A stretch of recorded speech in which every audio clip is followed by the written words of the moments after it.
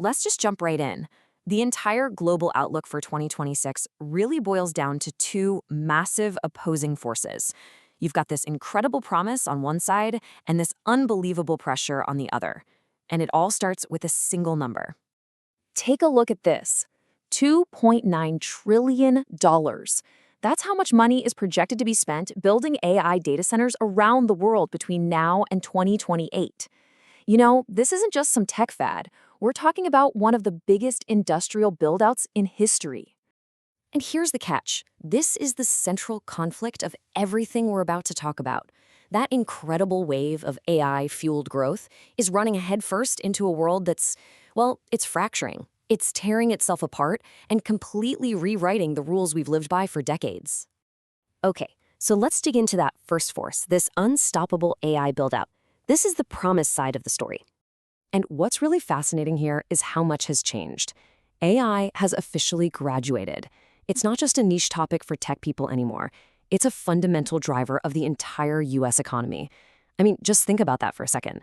A full quarter of America's economic growth this year is expected to come just from this. That's a huge deal.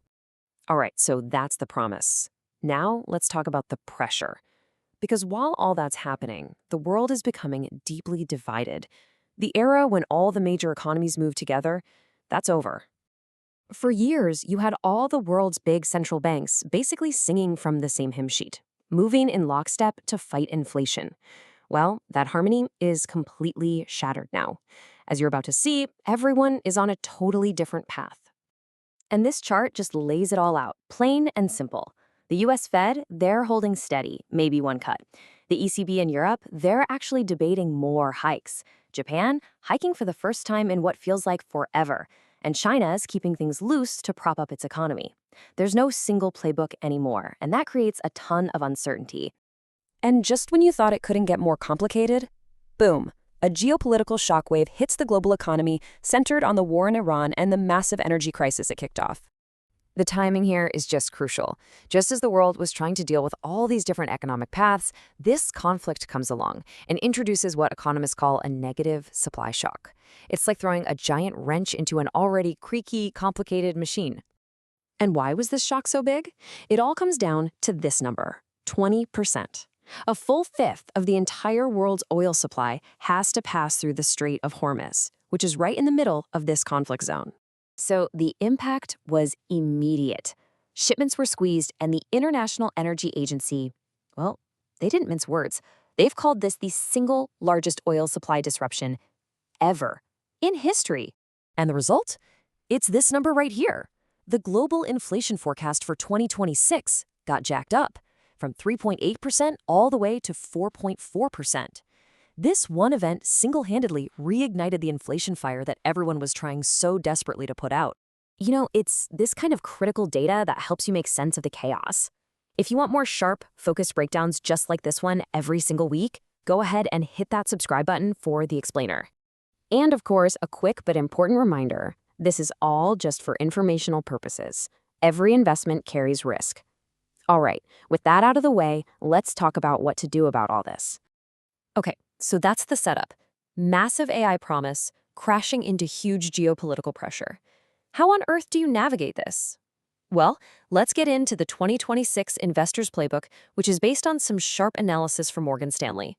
Morgan Stanley CIO, Lisa Schlett, she just nails the core idea here. In this kind of environment, you can't just buy a generic tech fund and call it a day. You have to be specific. You have to find the real winners. And this slide shows you exactly why that's so important. Look, about a fifth of the S&P 500 is now talking about AI in their reports. But the market isn't rewarding talk.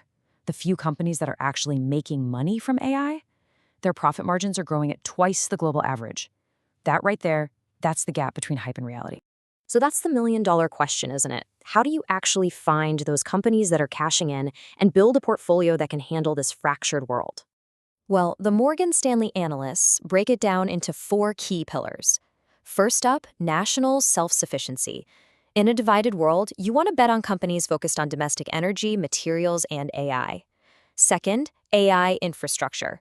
You invest in the picks and shovels of the AI gold rush, the stuff where demand is just off the charts. Third, own the AI adopters. These are the companies using AI to get more efficient and raise prices. And finally, Pillar 4, position for the disruptions that AI is going to cause everywhere, from the job market to medicine. Now, that second pillar we just talked about, AI infrastructure, it's creating this absolutely fascinating and urgent new problem. The demand for data centers is so huge, it's putting an incredible strain on the world's power grids. To really get that story, you need to watch our next explainer, the AI power bottleneck. Thanks for watching.